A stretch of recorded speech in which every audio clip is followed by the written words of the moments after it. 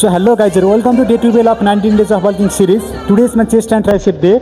If you still here, it means you are not here for comfort. You are here for grow. We will different, no ego lifting, only control power. So let's get it. Guys, always my chest press हान्न जानेछु हैन.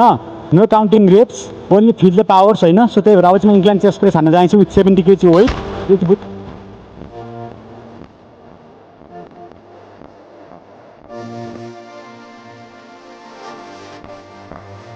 अब चाहिँ incline chest press हान्न जानेछु हैन.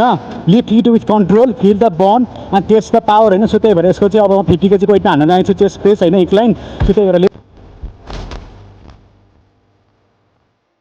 म decline chest press हान्न जानेछु हैन. Stay tight, stay stable, no bouncing.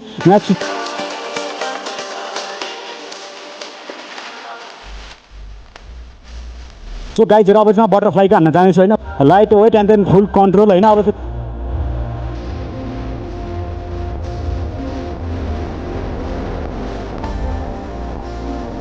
पछि म ट्राइसेप पछि लास्टमा भिभर हान्न जानेछु हैन.